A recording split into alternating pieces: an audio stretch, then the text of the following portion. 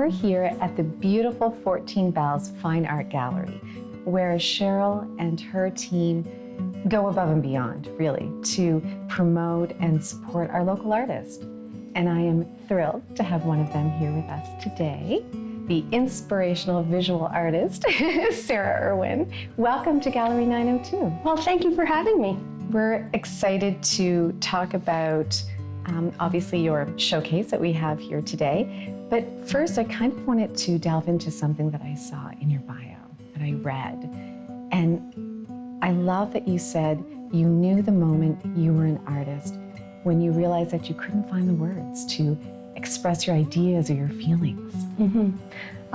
Yeah, I've always had multiple ideas in my head at any given time. And I realized from a young age that people didn't really want to hear the ideas. They wanted to see evidence of the ideas. So I knew I was an artist because it was my responsibility to bring those ideas into fruition.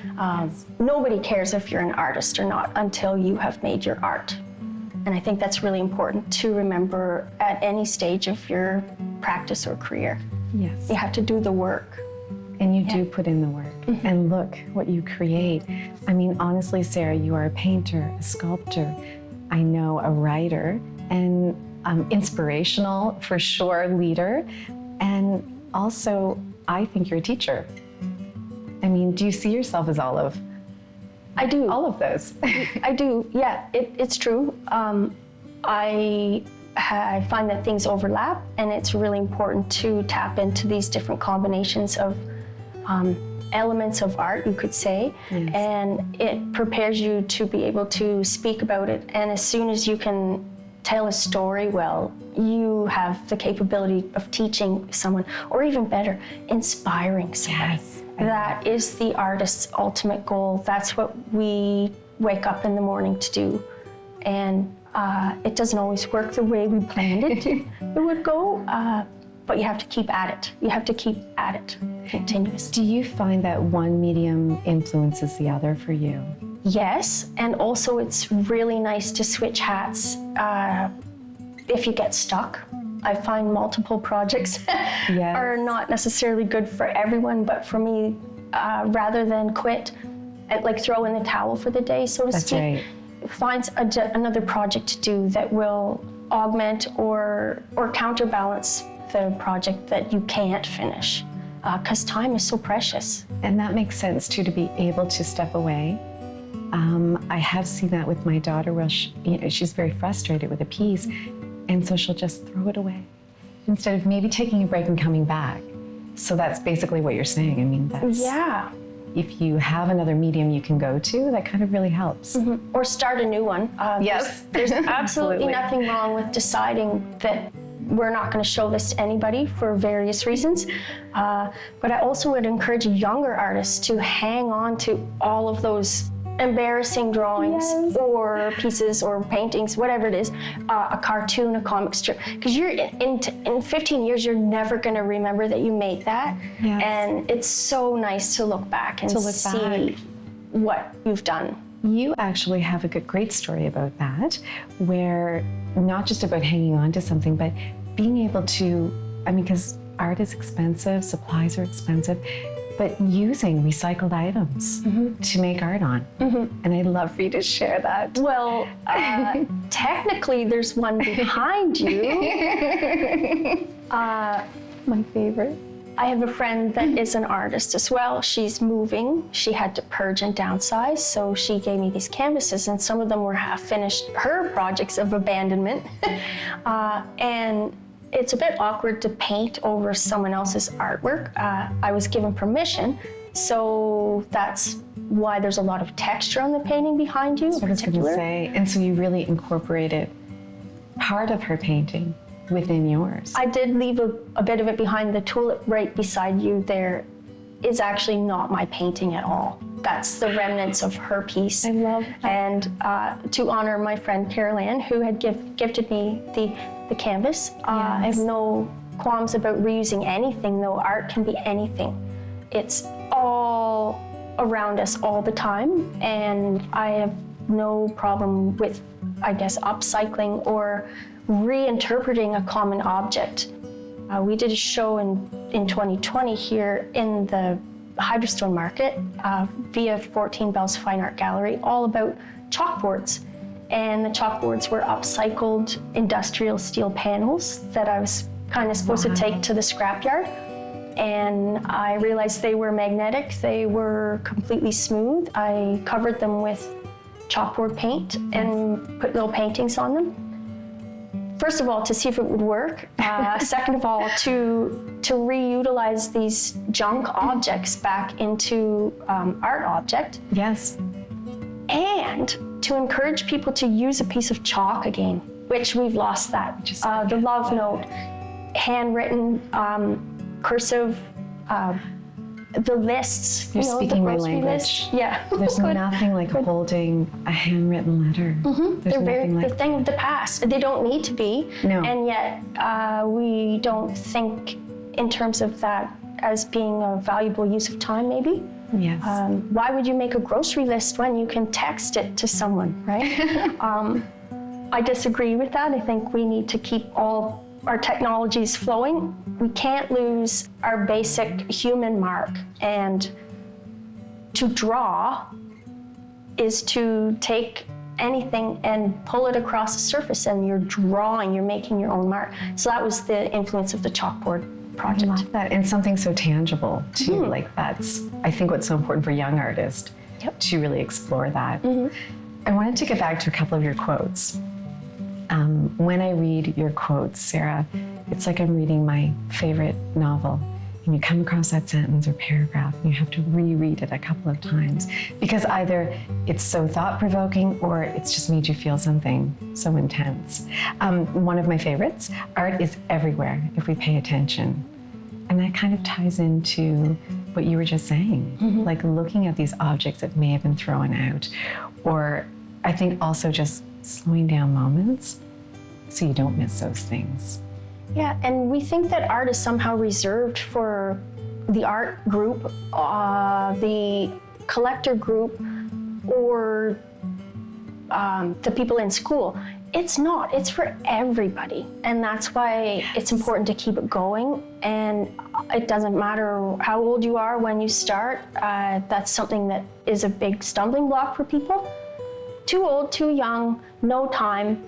And yet, if you are privy to it or able to experience it in any way, even online, the internet is full of art. You don't actually have to go to the gallery to see it like we used to have to go. One of your other quotes I love is, common objects can become something new.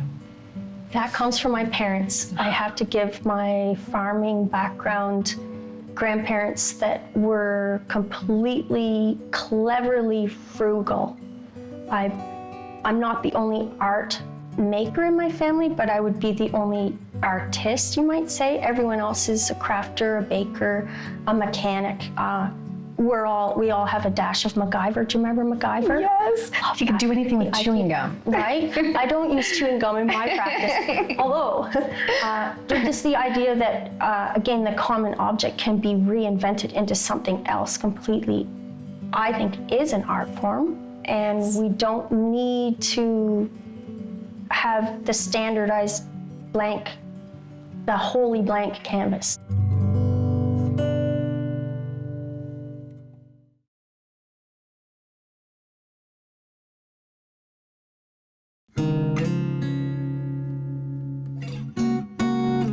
Everything that you've said is so important to the goal of this show, which is to sort of wake people up and get them to come back out, grab loved ones, grab friends, get back out and see art, whether it's a gallery or a market, anywhere, and don't be afraid to touch it and feel it. And if you can, buy it, of course, and take it home, because honestly, there's nothing like being surrounded by art to realize that's when your life is rich. I really believe in that. And I know your homes. Well, artists are lucky because we trade as well with each other. So you amass a collection of work that goes all the way back to college. Everything from bronze sculptures to wooden sculptures to knitted things. paper, yes. artwork on paper, plus your own collection that you don't want to particularly show or sell. So, yeah, artists have a lot of belongings, you might say. Yes, and that's such a wonderful way to pass that on and receive something new into your home. Oh, sure, yeah. I know that you did a tour at your personal home, I think this summer, where some people sort of came and they were able to experience your place. And also it's very spaced out too, if you didn't want to go inside. Were there any wonderful experiences that you had? Because that's a very personal thing to allow people into your space. It's very strange. You have to be ready. And I also was lucky enough to have friends and fellow artists to be there as well, because you can't be in the house visiting with people. And I have 2 studios outside of the house, which is a bit odd.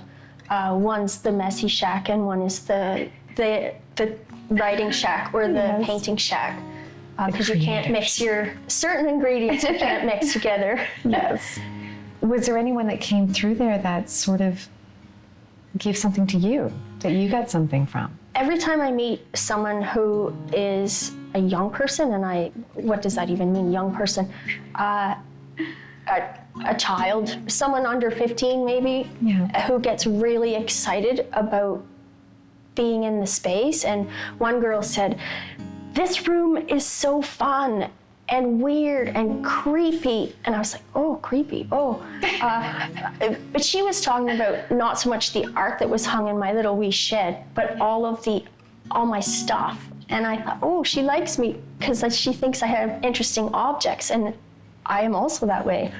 Like, I'm interested in the objects. So I think to me, that's super flattering. Especially from her viewpoint. Yeah. How things would look, how they're set up in there to her. She was really excited to see my space. And I took that as a high compliment from, a teenager. You mentioned that too. We were speaking about how I love the Little Prince. I enjoy giving that to friends that I think are at a point in their life where they might need it. Because when you read that as a child, it's one interpretation. And to read it as an adult, it's incredible the messages that are in there. But you touched on that, where we lose our inner child and we forget what real imagination is. We're taught to grow up. We're taught to shape up, sit up straight, make the top of the tree green. We're taught that. And it's important to learn things so that we can function as part of society. But I think it starts at maybe grade 4, because we're taught those things, but then we have our peer group to worry about. And it takes a lot of extra pizzazz, and you have to kind of hide it sometimes too. Like hide your true weirdo when you're going through adolescence. Yes. And then if you can't figure out how to unhide it, you realize when you're 60, it's like, oh yeah, I always really liked art, but yeah, I never had time. It wasn't a priority.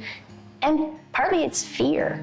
Why would you want to do that? Why would you want to look like the silly person? Like, the land of misfits. Or even worse, who do you think you are?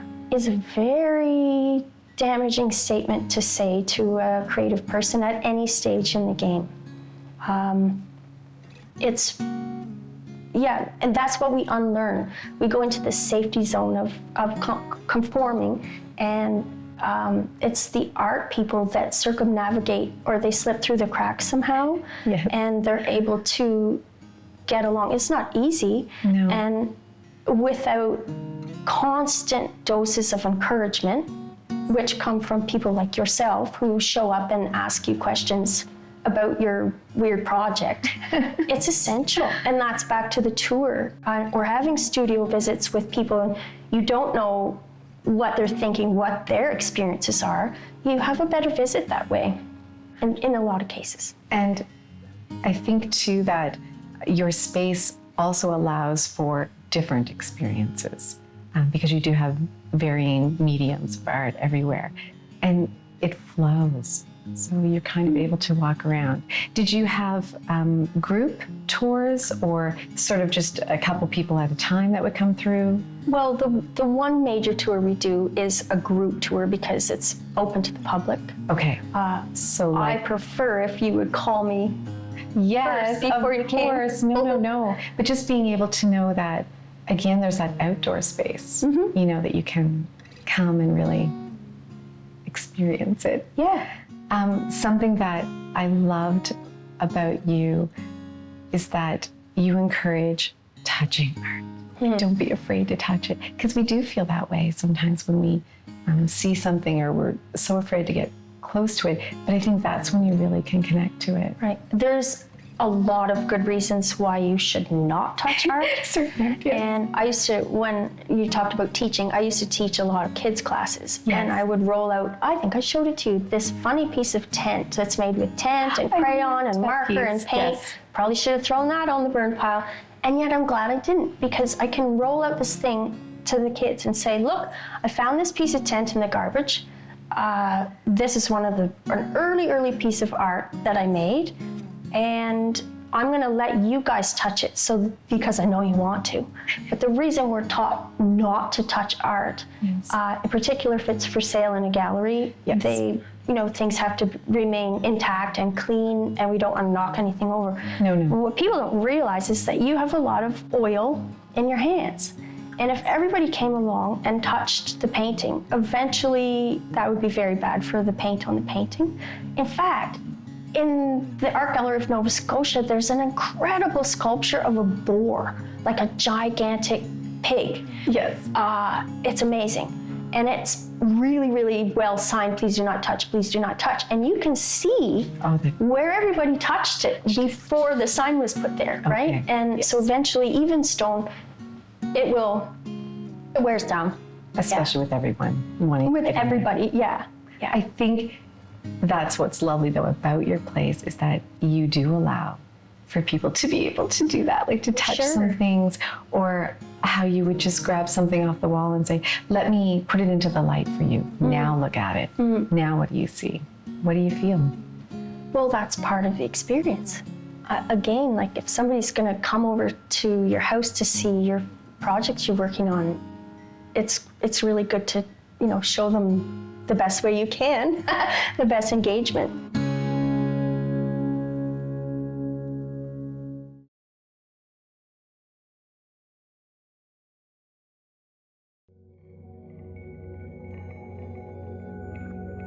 Sarah, you have another story in you. Catharsis. Oh, that's Tell me. Okay.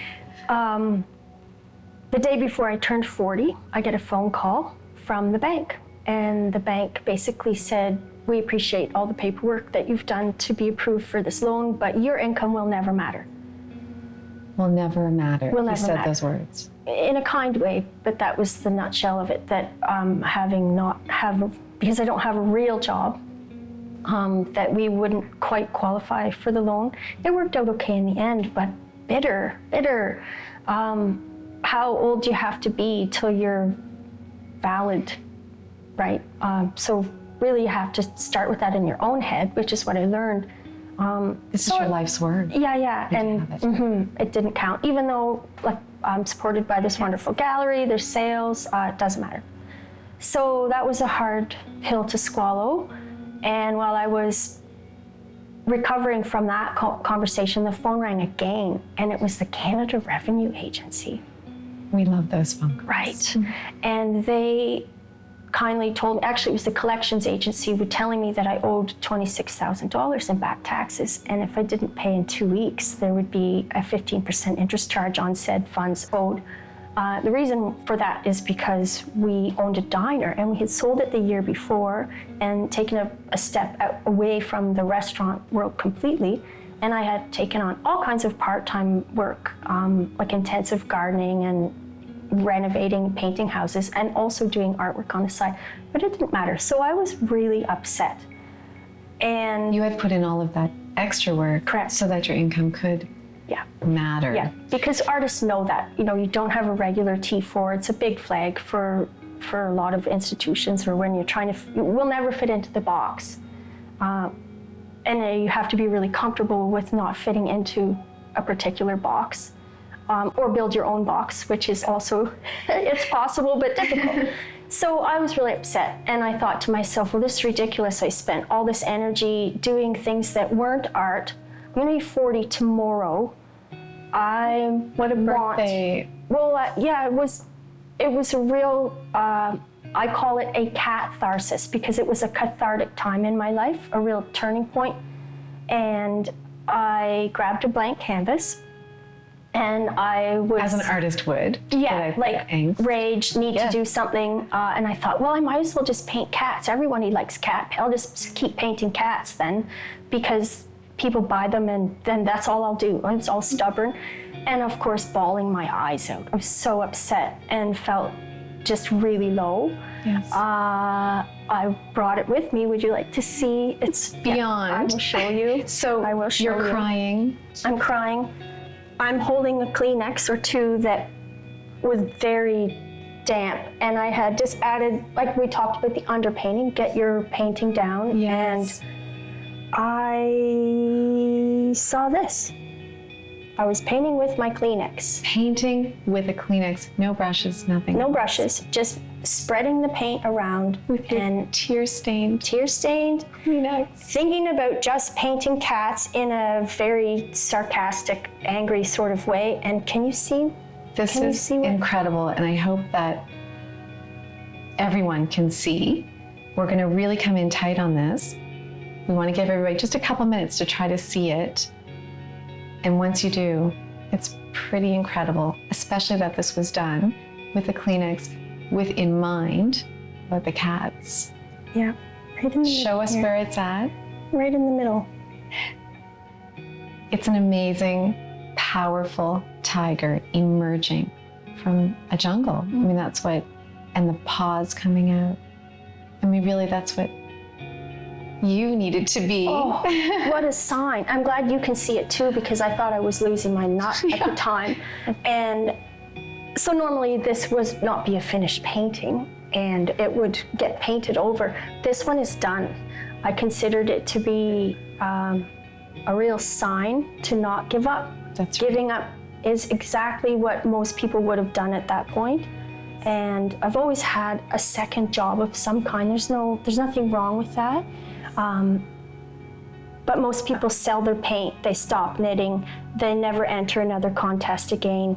Whatever it is that their joy comes from, it can be so easily damaged. And I think it was very interesting that a tiger was the cat that showed up. And I'm really glad that I kept this, because the story has really inspired a lot of other people. And I think you can look back on it if you ever do hit that point again, if there's ever a time, and you'll remember your birthday catharsis. Right. Thank you, Sarah, for sharing that story with us, because it is a vulnerable story. But I mean, the ending is incredible. And in 2 weeks, I painted 23 cat paintings. Right up. So it turned into a show. It was this energy. Yeah, it fueled me completely. Yeah. That's incredible. Yeah. Maybe we all need a little phone call from CRA. I don't know. I don't recommend it. Which it did work out in the end. Okay, don't be worried about that. Yes, that was all corrected. Yeah. They made the mistake, so that's good. Yeah. Again, Sarah, this is incredible. And I do hope that everybody can see this, because I think the longer that you look at it, that's when you see everything, the whole picture. Thank you for sharing. My pleasure.